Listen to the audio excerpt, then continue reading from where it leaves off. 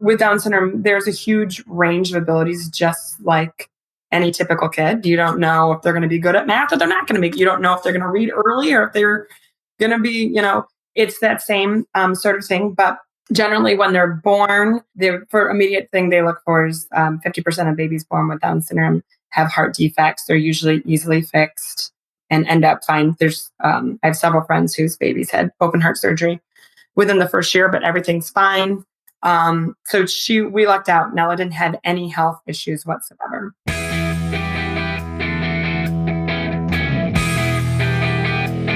You're listening to the MILF Podcast. This is the show where we talk about motherhood and sexuality with amazing women with fascinating stories to share on the joys of being a MILF. Now here's your host, the MILFiest MILF I know, Jennifer Tracy. Hey everyone, welcome back to the show. This is MILF Podcast, the show where we talk about motherhood, entrepreneurship, sexuality, balancing everything and anything in between. And I'm your host, Jennifer Tracy. So glad to be here with you guys. Last week on the show, we had Dr. Suzanne Gilbert-Glens, and such a great conversation with her about so many different things. Women's wellness was among the many topics. And today on the show, I'm so proud to have author, mom, blogger, and just all around wonderful person, Kelle Hampton, on the show. Kelle is, among many things, as I just stated, the author of the New York Times bestselling book, Bloom, which is about the birth of her second child, her daughter, Nella. It's an absolutely beautiful book, visually and literarily speaking. Oh boy. I'm a writer too, but I'm not sounding good. Anyway, the book is gorgeous and the story is amazing, and she shares it with us in this amazing interview. And I just loved talking with her. It was a little bit of a challenge because she's in Florida and I'm in Los Angeles. So we had to do an online interview and our internet kept cutting out. So my amazing editor, Derek, had a challenge with this one. And so thank you again, Derek, because he had to kind of cut it together and make it sound like a whole interview. I think it cut out like 6 or 7 times. We just kept logging back on. We were like determined. So anyway, I really hope you enjoy this interview. And thanks so much for listening. So let's dive in because there's so much to talk about. And again, thank you for being on the show. Like I'm just adore you and I'm so happy to chat with you. So I guess a good place to start is, before, I kind of want to start in the before children category, before children, before marriage. So tell me a little bit about where are you from originally? I'm originally from Michigan. I grew up in this reminds me of the very first time I ever went to therapy. The therapist is sitting on the couch and I've never done therapy before, so I didn't know what to do. And she kind of was like, tell me about yourself. I'm like, oh, wow, that's a heavy question. I was just like, well, I was born in a town in 1978. Like, I don't know where you want me to begin. Right. So I grew up in Michigan. My dad, Methodist pastor. So we were like a sweet little pastor's family. My both grandpas were pastors, grew up in this just church environment, traditional and grounding and comforting. And then when I was 8 years old, my mom left my dad and she found out that he was gay. And so I didn't really know what that was at 8, but things got really weird. We moved in with a family of this huge church, and the church was dividing. And basically it went into this several years we were in a religious cult. It led to, we separated from my dad. We, at a very young age, told him that he was going to hell, that the Bible told us we couldn't be with him. And we had this sort of very strict, religious, very literal interpretation of the Bible. Many years. Didn't see my dad for many years. And you had brothers and sisters, right? You have a sister. I didn't see my dad for many years. I think it was about 16 when I sort of reached out to him, just getting older, and had a lot of questions about beliefs and knew I wanted my dad back in my life. I ended up living with my dad and his partner. And strangely enough, I don't know how, but everything turned out okay. Like my mom, the cult dissolved. My mom and my dad got along, my brother, and everyone was fine. And that took us down to, after graduated college, I moved down to Florida and immediately met my now husband. And I'm catching you up to the birth story here, but he had 2 boys from a previous marriage. And I think a lot of it was because I had there was a lot of weird childhood stuff. And for a long time, it was very sheltered. It was homeschooled. I don't think I ever really imagined that I would have like this normal life. And so when I met my husband and then we had our first daughter, I just sort of latched on to this, like, it was perfect. It was like I just latched on to this white picket fence idea and what I wanted life to be. And everything was perfect. And I remember I wanted a girl and I got a girl and then I got pregnant again and I wanted another girl. And I actually thought it was like, because my good karma, like, I'm just like, everything I want is coming true. And somewhere probably strayed a little bit and just getting caught up with the whole outward image of what our family looks like. So I'll just take you right into to when I had Nella. But I started blogging when Lainey was a baby and connecting with a lot of other moms. And this is when people sharing their birth stories was huge. And people were getting birth photographers. And so I went all in. We were going to take pictures of the birth and I had perfect favors and I brought a quilt. I imagine what it was going to look like. And you're so good at all that stuff too. Like everything's beautiful. And if you guys, my listeners, if you go to Kelle's site, which I hope you do, and we're also going to provide the link to Nella's birth story on there, and then the link to your site. It's like everything is so beautiful, and it has this richness and depth to it that is you. It's such a reflection of who you are, and I love that. I'm not good at that kind of thing, so I always admire people that can. There's times it's a little extra, but I don't know, I'll look back, I'm like, really with the personalized birth favors but I had it all planned out and went in. I had several friends in the room and she came really fast. And I remember when she was born, they put her in my arms and there were probably, 10 people in the room, cameras going off. And I looked at her and immediately I knew she had Down syndrome. And I didn't say it, but, and it was just, there was an immediate disconnect. I just felt like I was holding somebody else's baby. And the grief was just, I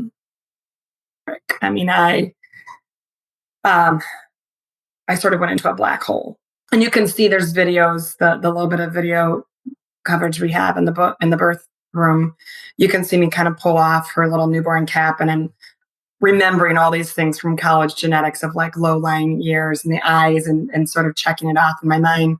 And I kept asking, is she okay? You're not telling me something? And everybody kept saying, she's fine. And because she had come out so quickly, I think a lot of people just thought she was swollen or later a couple of the nurses admitted that they suspected it right away. But anyway, it was a full hour before the pediatrician came in.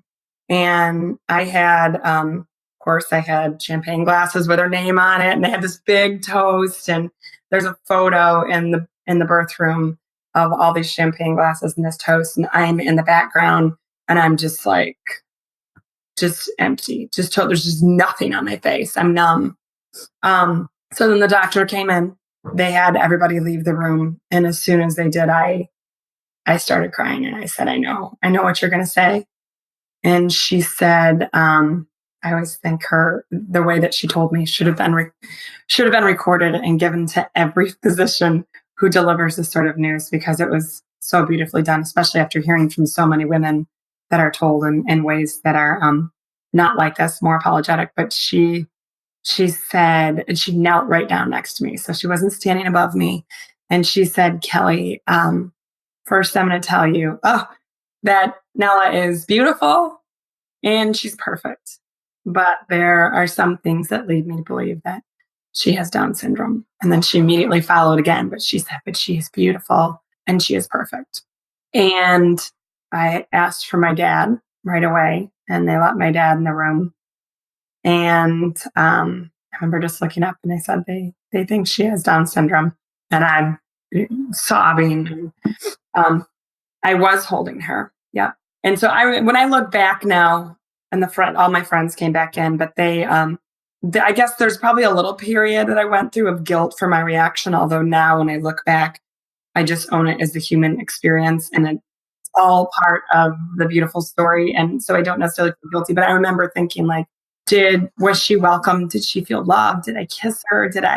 Looking back to my first daughter's birth, all these, happy birthday, and it was so celebratory. And my friend said, you could not stop kissing her, which I think is instinctive for a mom, because I didn't feel it. I felt like this baby that I had imagined and dreamed and thought of what she'd look like and looked through baby magazines. And 9 months of dreaming, I felt like that baby died. It was like experiencing a death. And I remember just holding her, like it was like holding somebody else's baby. And I felt nothing except sadness.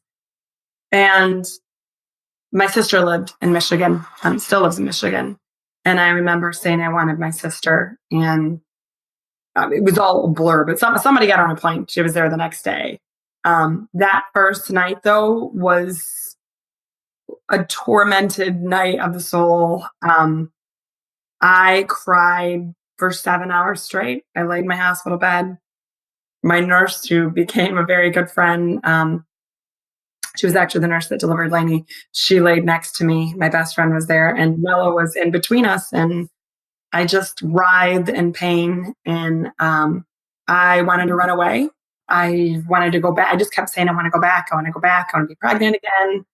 And I just couldn't believe. I just remember thinking, like, this is not me. This is the stuff you read about, but this is not my story. I did not sign up for this. And when my sister came the next day, we call it the I Have a Dream speech. But she came in, and remember when she walked in the room, she just passed right on by me and said, "Where's the baby?" And I watched her scoop her up and hold her and kissed her. And we stayed up all night that night.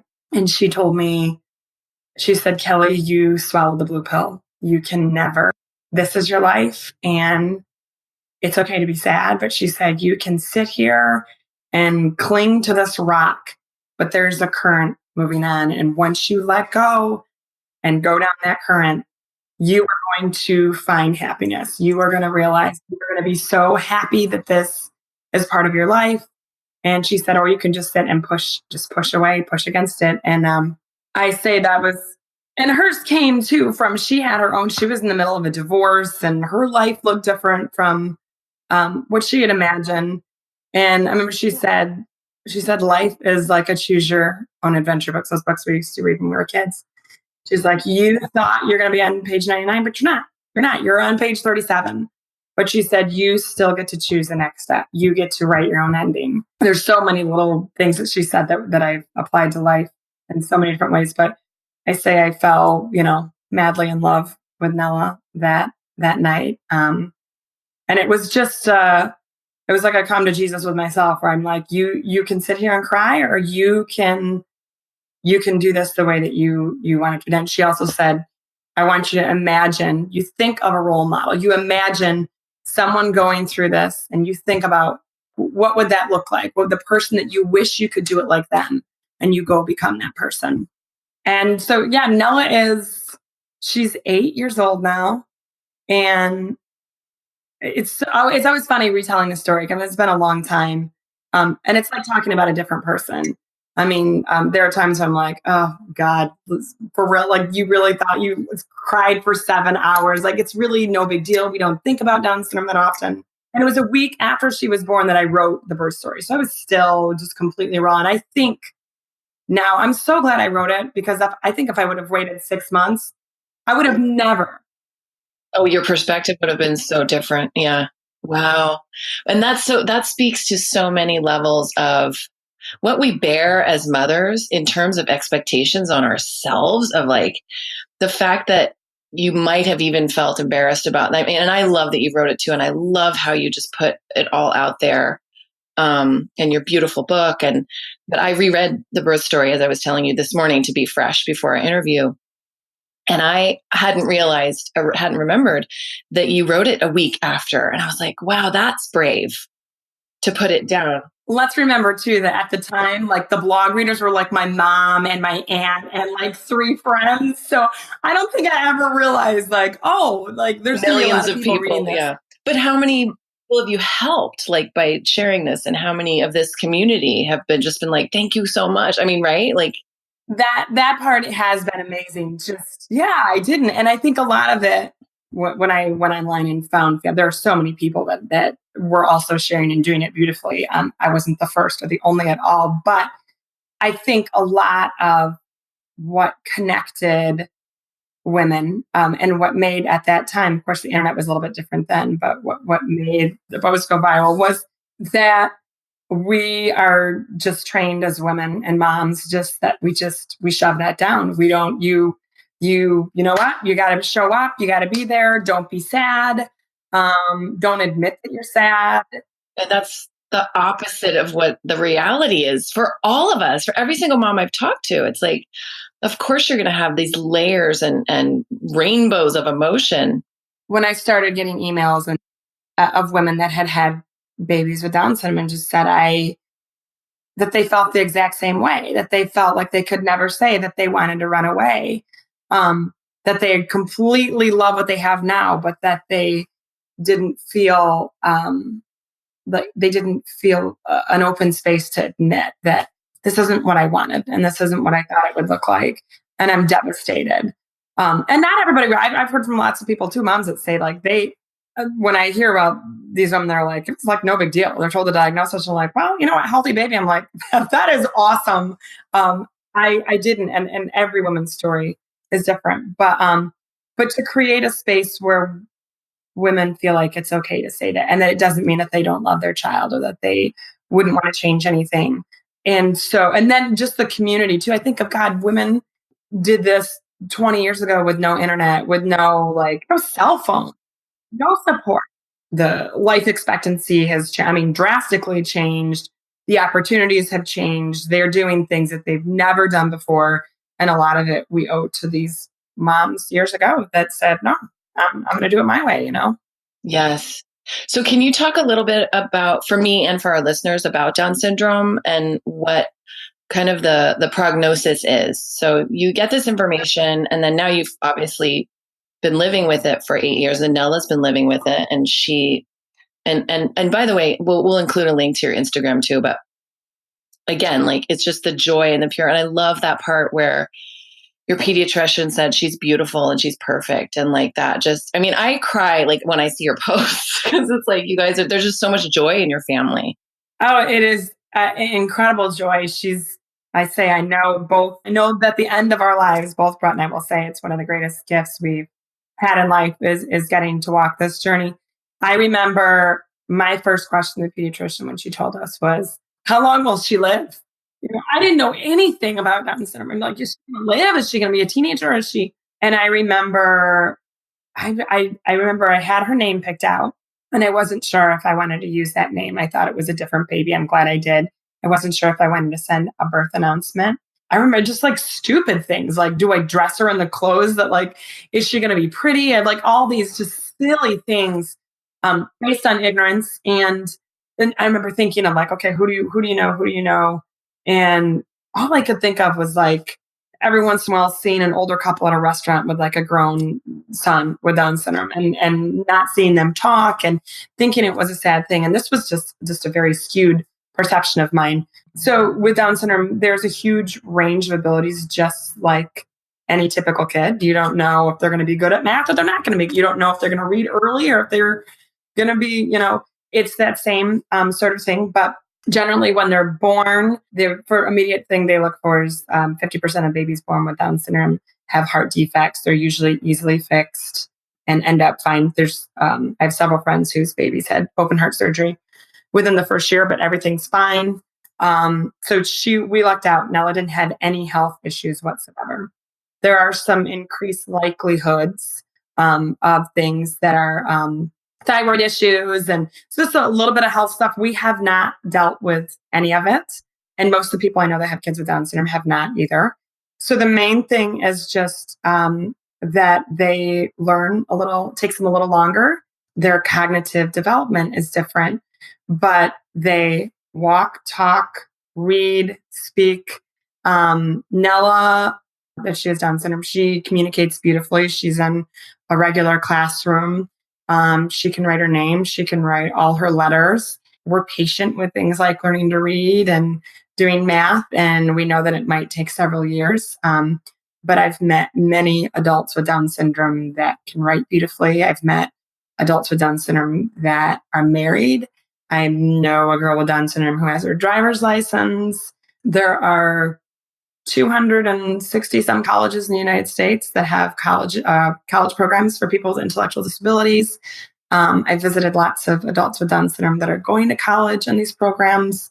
So really, it's not at all what I thought it would look like. Raising Nella, raising a kid with Down syndrome is like raising a kid, just a little extra patience. And we work with her on some things. The very first 3 years of life, they have therapy, and it's federally funded. So from age 0 to 3, we had speech therapy, occupational therapy, physical therapists. Our physical therapist and occupational therapist came to our house once a week. And I remember thinking it was like completely intimidating in the beginning, and they end up just being like family members. So it really doesn't look that much different. There is this sort of magic though, and people who have kids with Down syndrome or know friends with Down syndrome know that there's something, it's just very special. They're very aware of people's feelings. They're very loving. Nella is very sensitive to if anyone's having a sad day. She knows how to express love in secret magic ways that you can't even explain. And we celebrate so much of the things that we take for granted. When she learns how to do something new, it's a grand celebration. The whole family gets so excited for her because it's a little harder for her. So there's just a sensitivity to life and the joys of life, and really thinking about what's most important and the things that all these dreams that we thought we'd have to give up. Most of them, we realized we didn't have to. Things like going to college, who knew? But the ones so maybe she doesn't drive. We would love for her to live independently, but if she lives with us, that's okay too. And all these things that we think are just horrible losses at the end of life, nobody on their, when they're lying in their deathbed goes back and says, you know what, my favorite thing about life was that I drove, there's all these things don't matter. And all the things that are the most special, the things that make life so wonderful, we still have all that, if not amplified. Yes. That's what I'm hearing. Yeah. Wow. You're so inspiring. And so I want to ask, how does Nella deal with the feelings that come up for her around challenge, just feeling like, oh, this is hard for me, or, because it's hard because of the because she doesn't communicate as well, unless she can speak beautifully, but it's not, we kind of have to read. And sometimes my husband and I talk about this all the time. Like, is that our sadness or hers? Sometimes, we'll see her in her classroom, and there's been times where I volunteered before when I'm watching her, I'm like, oh, she knows. There was one time when she was in kindergarten, I was volunteering, and they were in centers, and there were all these little groups, and I was kind of watching her, and I could tell they were starting to play a game, and I knew that I could tell she didn't know how to play it. But so she got up and went to her backpack and got a chapstick, and she just kept checking. It was like this. Smart. It was so smart. Yeah, I was going to put chapstick on for a really long time. So and it killed me at first. I remember I came home and I cried to my husband. I'm like, oh, she knew. And, but I always have to stop myself and say, is it your sadness or hers? Because maybe she's not sad. There are times where we've caught her when friends are over, where I'm just kind of like, oh, is she sad? Does she know? we deal with it we've made a commitment that Down syndrome is celebrated. We don't hide anything. We don't glorify anything. We talk about it. We talk to all our kids. If it's our other kids have other things about them or whatever, that we're going to be like, life is hard. We're sorry you have to deal with this, but we celebrate it. I think when she was born, I think one of the things I was most afraid of was, is she going to get bullied? Is she going to, are people going to make fun of her? Is she going to feel not included? It's the opposite. I worry about my other kids, like thinking Nella is like the mayor of the school. She's the mayor. Yeah, she gets so much love. We go anywhere we go. People say how beautiful she is. She gets so much attention. I know she feels loved. And we are really proactive about talking to her school and her classmates. Whenever she starts a new class within the first 2 weeks of school, I basically script I have her removed, and I want all the kids told she has Down syndrome. This is what it is. It's not something to be sad about. It's awesome. These are some things you'll notice. This is how you can help her. Don't baby her, high five her. She loves it when you do this. If she can't communicate with you, here are some things that you can say to her. And I think growing up, our old culture was you didn't talk about disability. And we used to think as parents, like, don't point it out because kids don't notice. So kids notice everything. They notice in kindergarten. A 3-year-old starts noticing if someone's in a wheelchair. And if you are not talking about it, they assume there's an elephant in the room, and they are going to think there must be something shameful. The reason why nobody's talking about it must be so we go right in. We talk about it. We love questions. If anybody stares, I don't take it. I'm like, it's curiosity. You can ask. And I hope that Nella gets to a point where she can advocate for herself. And when she's old enough and we feel she's comfortable, we want her to be able to tell her classroom what she wants them to know. And it's also the other gift that this has been for our family.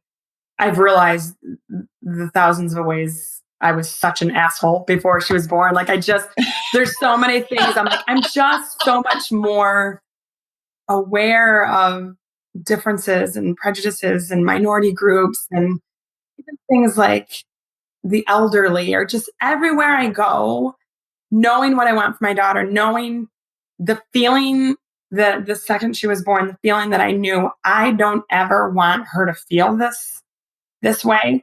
I carry that with me now. Every person I see in life, I don't ever want them to feel that way. So it has opened up our entire family, and her siblings are gonna have this gift. I tell Lainey, my middle schooler, sometimes she's like, I don't know what my thing is. She's tried a couple sports. I'm like, you'll find your thing, but I'm like, you have one thing that nobody else has. You have a sibling with special needs, and I promise you, it is going to make you so special. You are gonna have this compassion. You're going to have an understanding for people from getting to be her sister, and it's going to make you better. And everyone's going to notice this about you. And I'm constantly learning. I'll just being in this community, not only of people that have kids with Down syndrome, but people that have kids with all different special needs, and hearing the things that people go through that we all always said, oh, I could never do that. I could never do that. And women wake up and they never thought they could do it, but they do it every single day, and it becomes their life, and they're not complaining.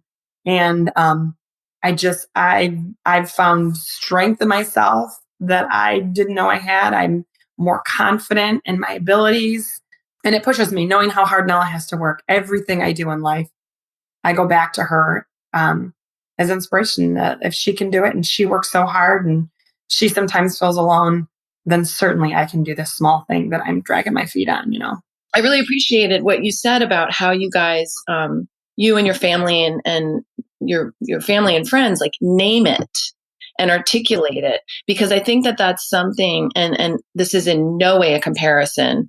And my son has dyslexia. And I remember when he was assessed, and some of the other kids in our class were assessed.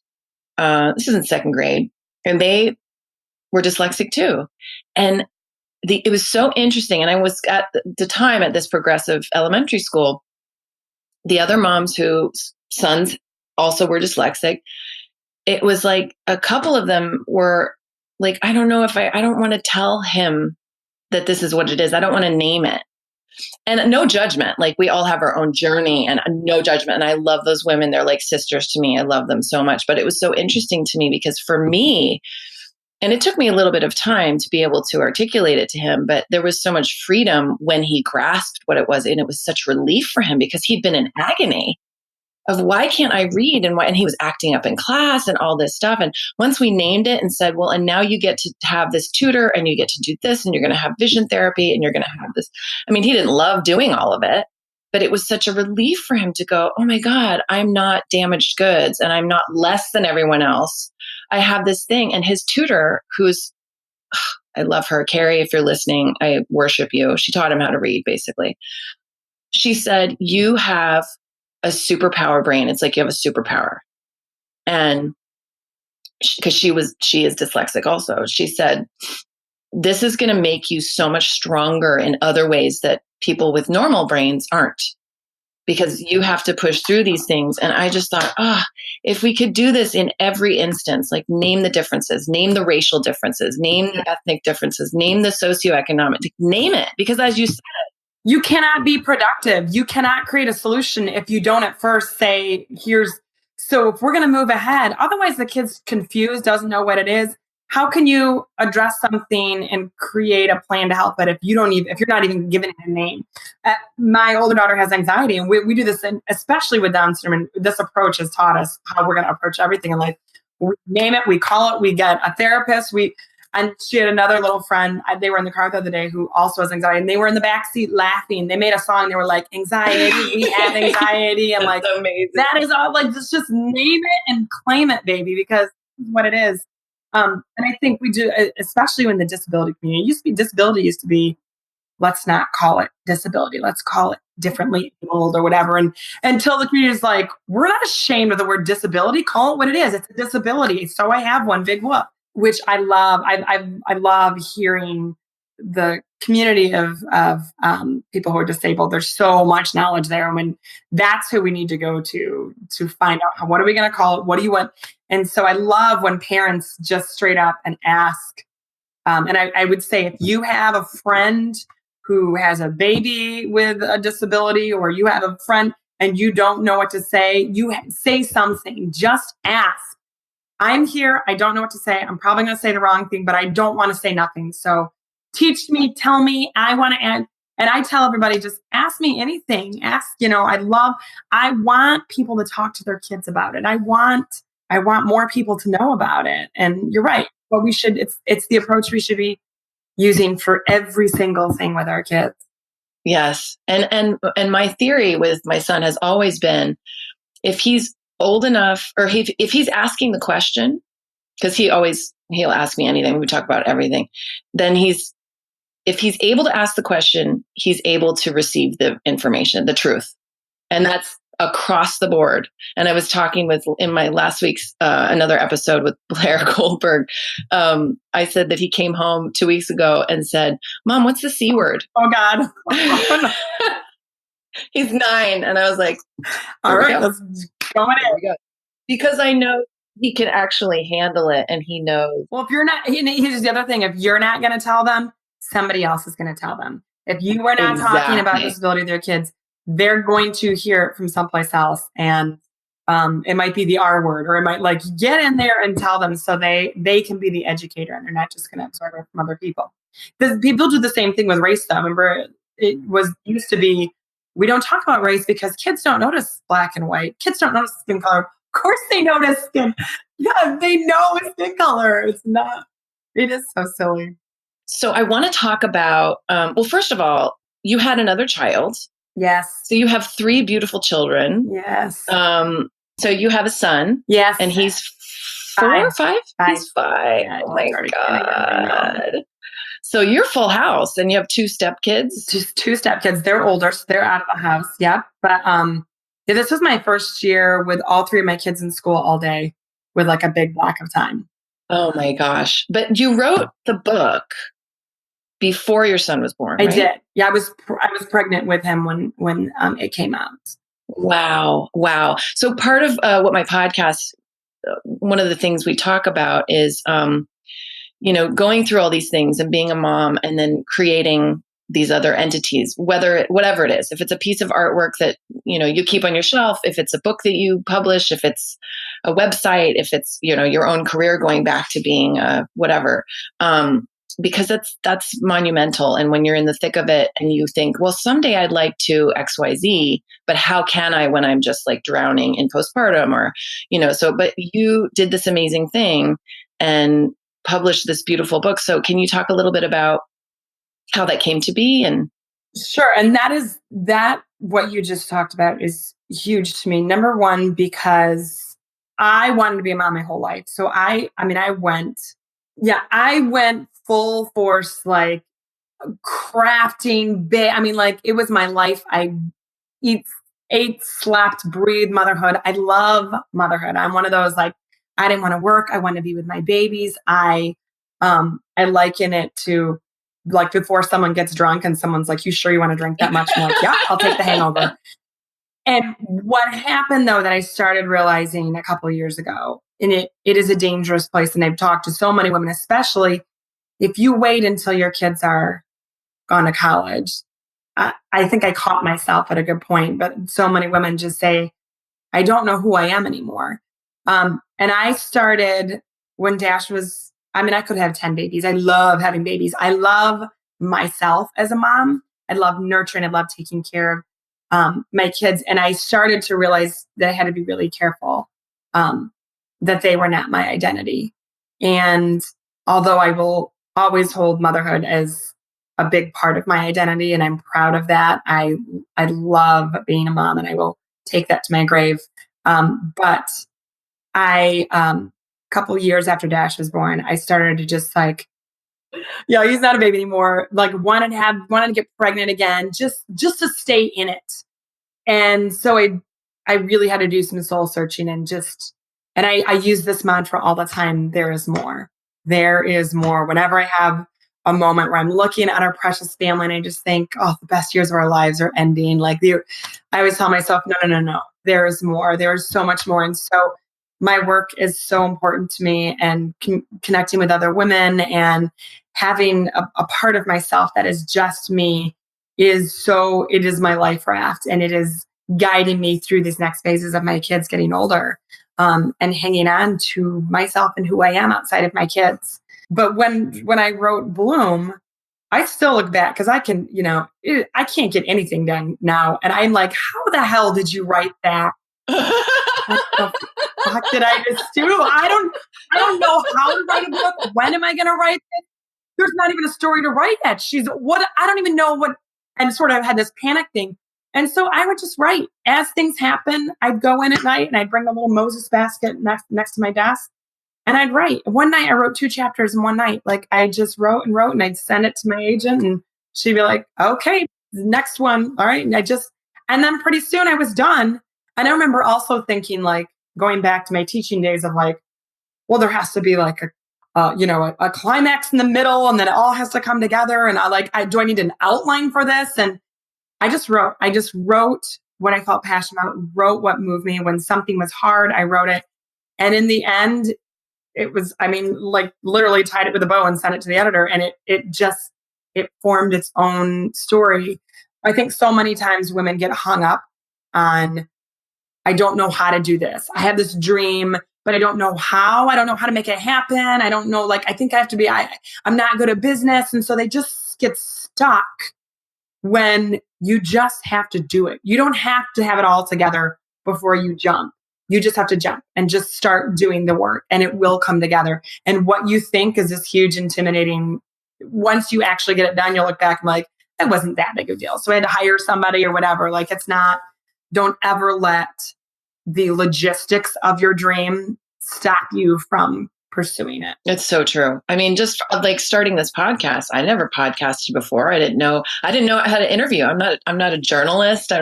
And what's been so interesting for me is this journey of like, this podcast has sort of become this other thing that I didn't even know that it would become. And I'm getting these emails and direct messages from women that are like, your podcast is helping me so much. I've been so much in the dark, and like my baby's, I'm barely sleeping, and, I'm listening to your podcast while I'm at the gym, and I feel like, oh, I can breathe again. And I'm like, I guess that's what I wanted it to be. I wasn't even sure what I wanted it to be, but it's just taken on its own life. I hear so many women will say, they'll be like, well, I'm not a runner. Like, if you podcast, you're a podcaster. Yes, like, yes. If you do it, if you do the work, you are the thing. Yes. And that's all it requires for any of these dreams is to just show up and do the work. Yeah. And if you don't know how to do it, you ask somebody. And every step you get to the next rock. And then, when you look at the whole path of rocks ahead of you, you're like, I can't.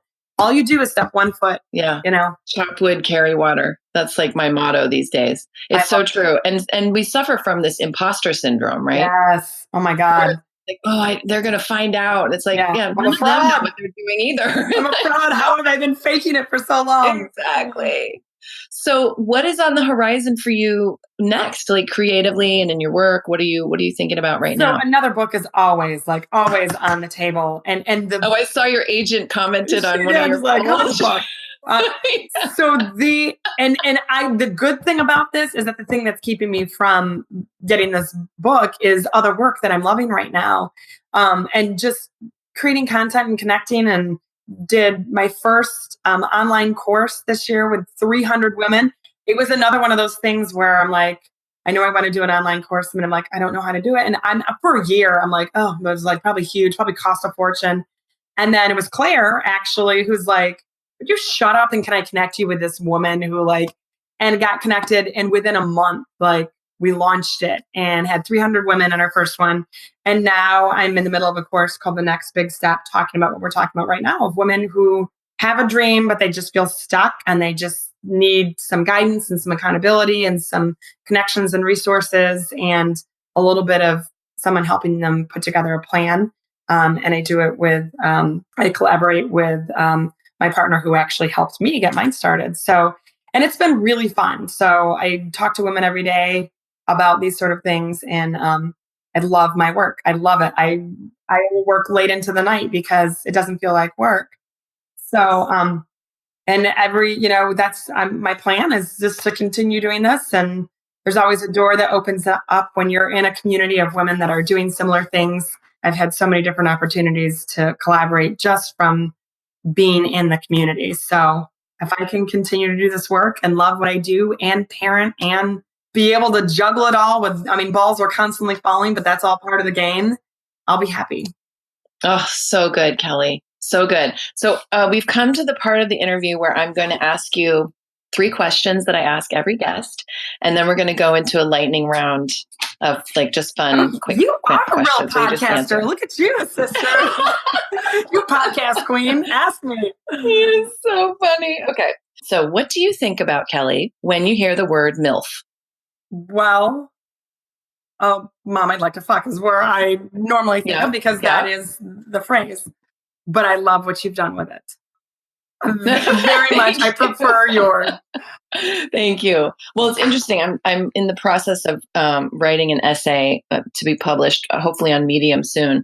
But I want to kind of address this piece of, this is a name that was really originated in porn. So I want to kind of dive into that, and really, I'm trying to kind of reclaim it in this sense. But also I want to talk about that too. So I'm going to be working on that. Okay. What is something that you've changed your mind about recently?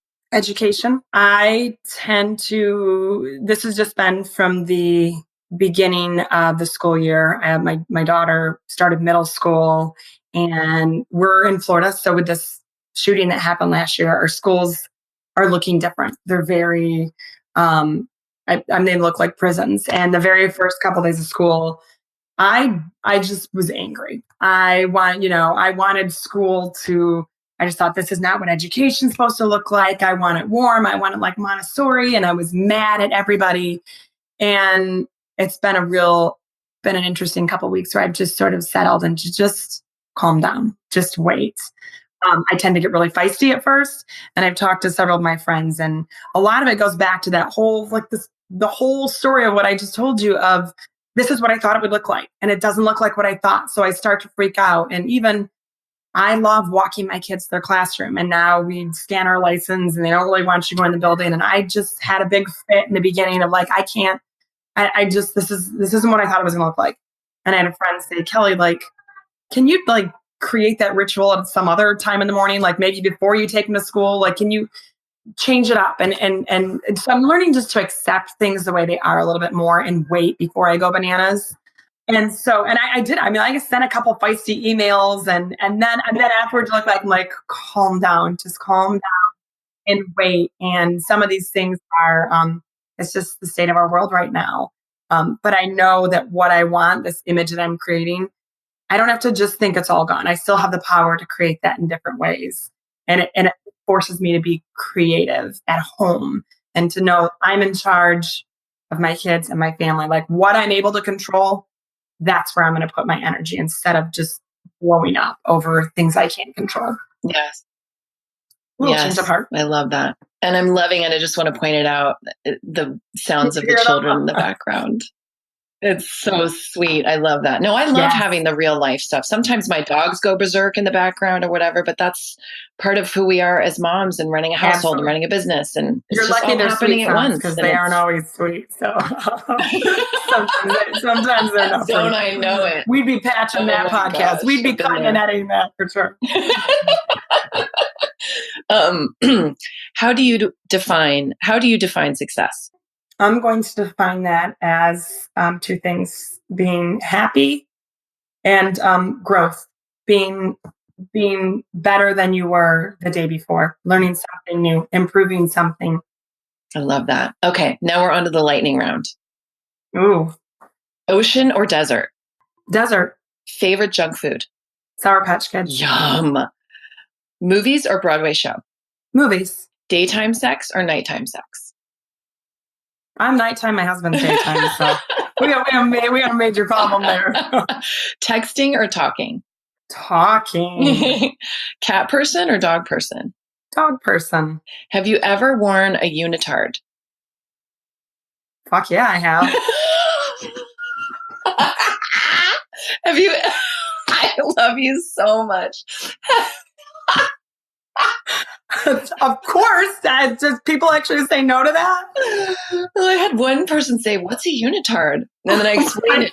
Oh, yeah. Of course I wore them. It was fun. I have a couple of them in my drawer right now. Have you ever worn socks with sandals? Yes, Birks. Oh yeah. Yeah, I miss my Birks. Some good woolly socks with some Birks up in Michigan in the woods, like camping. That's good shit. Yeah. That is good shit. Shower or bathtub? Bathtub. Ice cream or chocolate? Ice cream. On a scale of 1 to 10, how good are you at ping pong? I'm going to give it a 6. What is your biggest pet peeve? Oh God. My husband has the Weather Channel on all the time and he leaves it and he'll like, I hate the sound of the Weather Channel. It's on 24/7. I hate walking into the kitchen to get a cup of coffee and it's just on. Just like, that's like my current pet peeve. That's a good one. Okay. Let's see. If you could push a button and it would make everyone in the world 7% happier, but it would also place a worldwide ban on all hairstyling products, would you push it? Yes, I would. Superpower choice, invisibility or ability to fly? Invisibility. Would you rather have 6 fingers on both hands or a belly button that looks like foreskin? Definitely 6 fingers. Definitely. What was the name of your first pet? Buffy. It's a Cocker Spaniel. What was the name of the street you grew up on? Horseshoe Drive. So your poor name is Buffy Horseshoe. I already knew that, I go, but sometimes I sign my checks Buffy Horseshoe. Are you serious? I knew where you were going with that one. No, I actually don't. I'm very acquainted with my porn name. Well, this is the MILF podcast, so Of course. Expect nothing less. Kelle, I absolutely adore you. This has been such a treat. I adore you too, Jen. I'm so glad I got to be on your podcast. Thank you for being here. Thank you for having me. Thank you so much for listening, guys. I really hope you enjoyed my interview with Kelle. Be sure to go onto my website and give us your email signing up for the newsletter because every month on the 15th, I'm going to be doing a giveaway. And this month, on October 15th, I'm going to be giving away a MILF podcast t-shirt or tank top, your choice. It's very soft. I went to great lengths to make sure that it was like a really good quality t-shirt because that's important. Yeah, just so grateful to all of you. Want to give another shout out to my amazing team at Fullcast for producing this show. Harry Duran, my producer, Sarah, our amazing project manager, who is basically our showrunner, and Derek, our editor, several other people behind the scenes that helped me pull this off. So thank you. I could not do this alone. Or I should say, I chose not to do this alone because I probably could have, but instead of giving you guys episode 16 today, I would be giving you maybe episode 2. So anyway, I hope you have a great week and I'll talk to you next week. Bye, guys.